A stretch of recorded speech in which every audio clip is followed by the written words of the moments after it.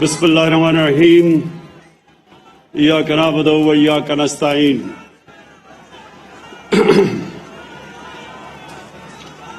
میں شکریہ صدیق خان، شکریہ. اچھا جی، بسم اللہ الرحمن الرحیم ایاک نعبد و ایاک نستعین. ڈاکٹر یاسمین، تھوڑی خاموشی. ڈاکٹر یاسمین، آپ تو ڈاکٹر ہیں اور آپ کو پوری طرح علم ہے کہ ایک گھرانے میں، غریب گھرانے میں اگر ایک بیماری ہوتی ہے اور اس گھر کے اوپر کیا گزرتی ہے. مجھے اس چیز کا کبھی علم نہیں تھا جب تک میری والدہ کو کینسر نہیں ہوئی. تب تک اللہ نے کبھی مجھے نہ کچھ سامنا کروایا تھا بیماریوں کا، نہ میں نے کبھی اپنے گھر میں بیماری دیکھی تھی. تو مجھے کبھی اندازہ نہیں تھا کہ ایک گھر کے اوپر کس طرح کی بے بسی آتی ہے. جب آپ کے گھر میں کوئی بیمار ہو، آپ کی بہن، بچے، ماں باپ، اور آپ ان کا علاج نہ کروا سکیں، کیونکہ اس وقت پاکستان میں کوئی کینسر ہاسپٹل نہیں تھا. اور مجھے پہلے تو اپنی والدہ کو ملک سے باہر لے جانا پڑا. پھر جب ان کی چوتھی سٹیج پہ کینسر چلی گئی تو مجھے پاکستان میں ان کو لے کے آیا. اور وہ جو دن تھے کہ جب ان کی وفات ہوئی اور اس سے پہلے جب وہ یہاں آئی، وہ جو 3 مہینے تھے، اس میں جو ہمارے گھر کے اوپر بے بسی آئی اور جو جس طرح کا میرے گھر کے اوپر اللہ کا یہ عذاب تھا ایک قسم کا کہ ہم کچھ کر بھی نہیں سکتے تھے، کوئی ہسپتال بھی نہیں تھا، اور پھر اپنی والدہ کو تکلیف میں دیکھا. تو تب میں نے یہ سوچا کہ ہمارے پاس تو وسائل بھی تھے، پھر بھی اتنی مشکلوں سے ہمیں گزرنا پڑا، تو ایک غریب گھرانے کے اوپر کیا گزرتی ہے. اور پھر مجھے پتا چلا کہ غریب گھرانوں پہ کیا گزرتی تھی.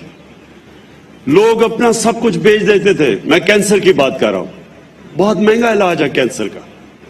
گھر میں سب کچھ بیچ دیتے تھے، مقروض ہو جاتے تھے. مریض تو جاتا تھا، ساتھ گھر والے بھی تباہ ہو جاتے تھے. تو اس لیے شوکت خانم کینسر کا میں ہاسپٹل بنانے کا سوچا. اور پھر جب شوکت خانم کینسر ہاسپٹل بنا تو میں نے غریب لوگوں کو اپنا علاج کرواتے دیکھا.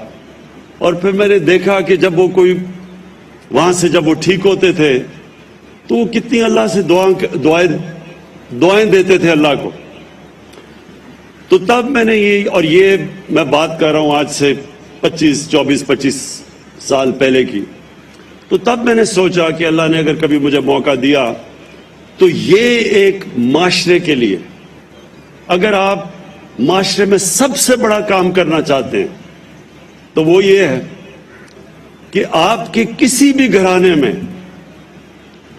یہ عالم نہ آئے لوگوں پہ کہ جی ہمارے پاس کیونکہ پیسے نہیں تھے ہم اپنا علاج نہیں کروا سکتے. یہ سب سے زیادہ مشکل وقت کسی انسان کے اوپر گزرتا ہے، بچوں کے اوپر، اپنے ماں باپ کو دیکھ کے، ماں باپ کو اپنے بچوں کو دیکھ کے. اور تب میں نے یہ سوچا تھا کہ اس ملک میں ایک ہی طریقہ ہے کہ ایک ہیلتھ انشورنس ہو، کہ کوئی بھی معاشرے میں غریب سے غریب آدمی بھی اس کو جب اس کے گھر میں کوئی مشکل آتی ہے، بیماری آتی ہے، تو یہ اس کو خوف نہ ہو کہ ہمارے پاس پیسے نہیں علاج کروانے کے لیے.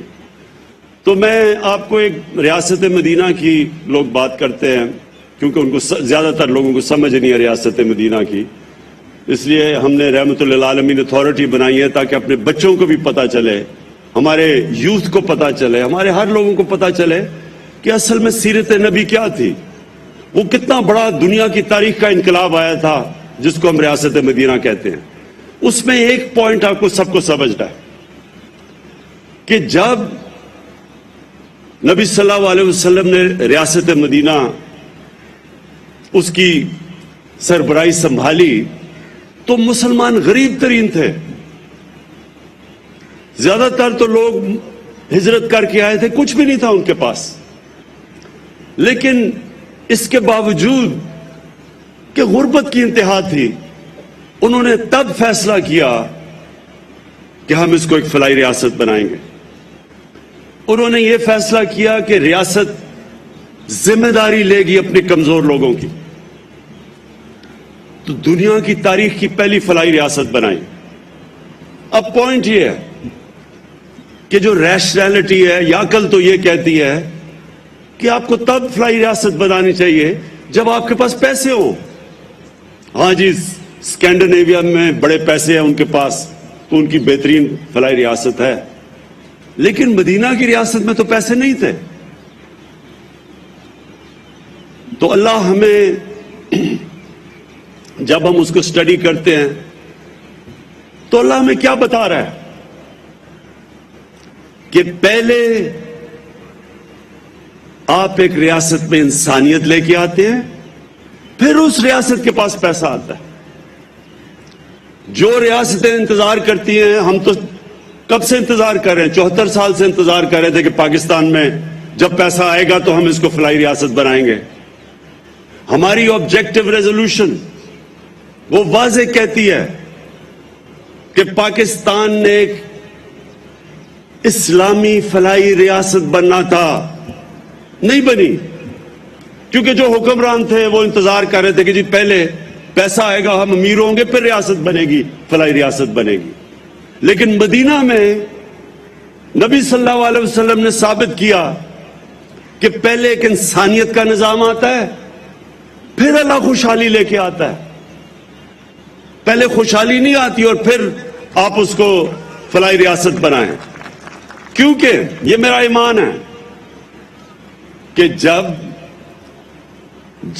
آپ اللہ کو خوش کرتے ہیں، اور اللہ خوش تب ہوتا ہے جب آپ اس کی مخلوق کی خدمت کرتے ہیں، اور سب سے زیادہ دعائیں لگتی ہیں آپ کو دکھی انسانیت کی۔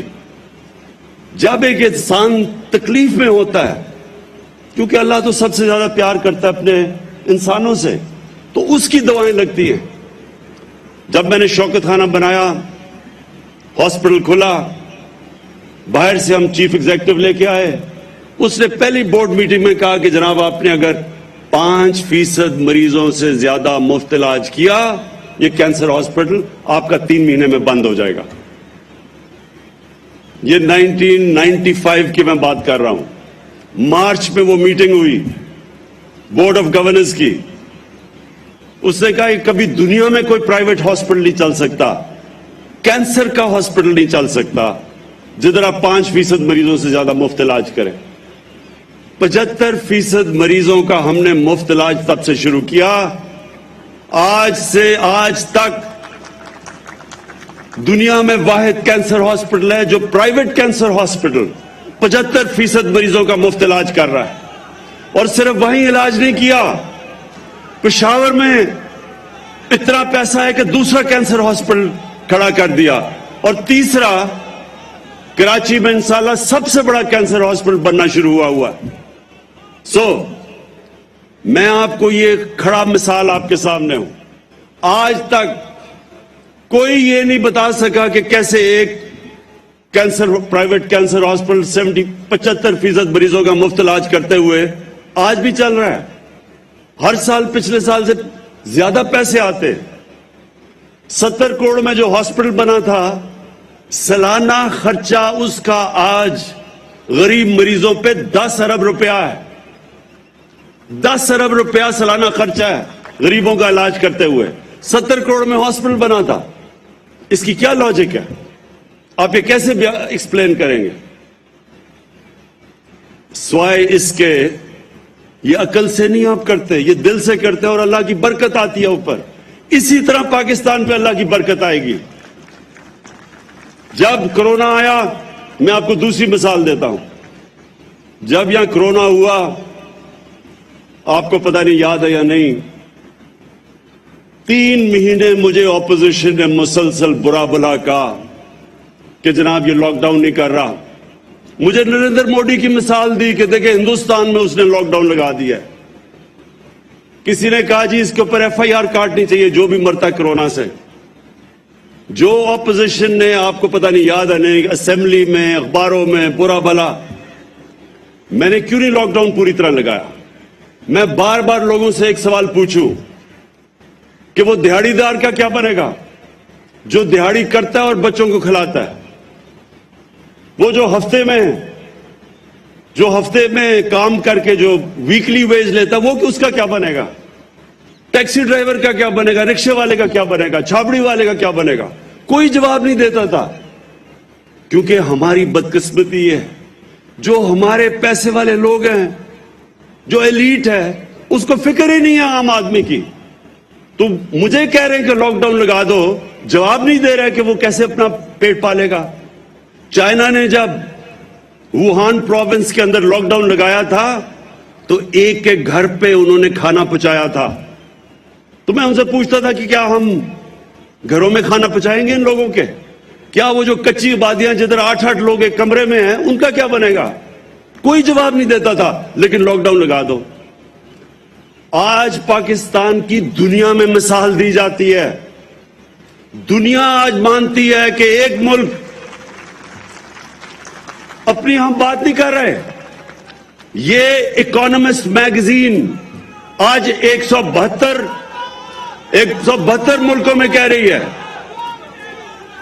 کہ جو ملک سب سے بہتر کورونا میں نکلا، اپنی عوام کو بھی بچایا کورونا سے اور اپنی معیشت کو بھی بچایا، وہ پاکستان نمبر 1 پہ ہے. ساتھ والے ملک میں دیکھیں کتنے لوگ مرے. ہندوستان میں، ہمارے ایران ہمسایہ ملک، ادھر کتنے لوگ مرے، ان کی معیشت کو کیا نقصان ہوا. اور اپنے ملک کو دیکھیں، اللہ کی برکت آئی یہاں، کیونکہ ہم نے میرا یہ ایمان ہے کہ ہم نے اپنے کمزور طبقے کو بچایا. ہمیں فکر کی کہ ان بیچاروں کا کیا ہوگا. اللہ ان کی آواز سنتا ہے. اور انشاءاللہ یہ جو آج ہیلتھ کارڈ لانچ کیا ہے، ڈاکٹر یاسمین، میں آپ کو اور خاص طور پہ عثمان بزدار آپ کو اس لیے خراج تحسین پیش کرنا چاہتا ہوں کہ جب میں نے آپ کو کہا کہ سارے خاندانوں کو آپ ہیلتھ کارڈ دیں گے تو دونوں کو شروع میں بڑا جھٹکا پڑا. 440 ارب روپیہ 3 سالوں میں خرچ کرنا ہے انہوں نے. 440 ارب روپیہ کہ اس ملک کی تاریخ میں کبھی نہیں سوچا کسی نے. اور یہ عثمان بزدار کا، کیونکہ مجھے پتا ہے یہ اس علاقے سے آتا ہے جو سارے پنجاب میں سب سے زیادہ غربت وہاں ہے. یہ سمجھتا ہے کہ ان گھروں میں کیا گزرتی ہے جب ایک گھر میں بیماری آتی ہے. اور ڈاکٹر یاسمین، آپ نے تو خیر دیکھا ہوا ہے، تو میں آپ دونوں کو آج خراج تحسین پیش کرتا ہوں کہ 440 ارب روپیہ 3 سال میں ہیلتھ انشورنس پہ خرچ ہوگا. یہ کوئی تصور بھی نہیں کر سکتا تھا. لیکن یہ صرف ہیلتھ انشورنس نہیں ہے، یہ ایک ہیلتھ سسٹم ہے. اب پرائیویٹ سیکٹر آئے گا، ہاسپٹل بنائے گا. دیہات کے اندر، چھوٹے قصبوں میں جدھر ہاسپٹل نہیں، صرف گورنمنٹ ہاسپٹل ہے، وہ ڈاکٹرز نہیں جاتے. ڈاکٹرز اس لیے نہیں جاتے کیونکہ چھوٹے غریب علاقوں کے اندر ڈاکٹرز نہیں جاتے، وہاں خالی پڑے ہوتے ہیں basic health unit, district hospitals میں ڈاکٹرز نہیں. اب پرائیویٹ سیکٹر آئے گا کیونکہ سب کے پاس ہیلتھ کارڈ ہوگا. غریب سے غریب بھی اپنا جا کے علاج کروا سکے گا. انشاءاللہ آپ دیکھیں گے پاکستان میں ہسپتالوں کا جال پھیل جائے گا. ہر جگہ غریب سے غریب علاقوں کے اوپر پرائیویٹ سیکٹر جا کے ہاسپٹلز بنائے گا. تو مجھے اس سے سب سے زیادہ آج خوشی ہے کہ انشاءاللہ مارچ تک سارے پنجاب کے خاندانوں کو ہیلتھ کارڈ مل جائے گا. آخر میں بات کرنا چاہتا ہوں مہنگائی کا. انشاءاللہ ہم نے یہ جو اپنا اساس کارڈ، اساس ریشن کارڈ ابھی آپ سب کے سامنے 50% آدھی آبادی پاکستان کی جن کی آمدنی 50,000 روپے سے کم ہے ان کو احساس کارڈ ملے گا. مہنگائی کے دور میں آٹا، گھی اور دالیں کریانہ سٹورز میں جا کے ان کو 30% اس پہ رعایت ملے گی جب تک کہ یہ مہنگائی کا انشاءاللہ سیزن نہیں نکل جاتا. تو انشاءاللہ یہ جو ہمارا مشکل وقت ہے، ساری دنیا میں مہنگائی آئی ہوئی ہے، اس میں ہم پوری کوشش کر رہے ہیں کہ اپنے لوگوں کے لیے آسانیاں پیدا کریں. اپنے عوام کے لیے یہ بھی میں کہنا چاہتا ہوں کہ 62 لاکھ اسکالرشپس دے رہے ہیں ہم. 62 لاکھ اسکالرشپ 47 ارب روپے کی. پوری کوشش ہماری یہ ہے کہ غریب گھرانوں میں ڈیزرونگ اسٹوڈنٹس کو ہم اسکالرشپس دیں اور اوپر آنے کا موقع دیں. میں آخر میں پھر سے پنجاب گورنمنٹ عثمان بزدار آپ کو خراج تحسین پیش کرتا ہوں. یہ ایک لینڈ مارک ہے، یہ ڈیفائننگ مومنٹ ہے پاکستان میں ہماری فلاحی ریاست کی طرف جو ہمارا توجہ اور راستہ ہے. شکریہ. وزیر اعظم عمران خان لاہور میں تقریب سے خطاب کر رہے تھے. انہوں نے کہا کہ ہم نے غریبوں کا سوچا، ہم نے غریب طبقے کی فکر کی. جب ہیلتھ کارڈ دینے کا کہا تو یاسمین راشد، عثمان بزدار کو جھٹکا لگا. ہیلتھ انشورنس پہ 440 ارب روپے خرچ ہوگا. مارچ تک پنجاب کے سب خاندانوں کو ہیلتھ کارڈ مل جائے گا.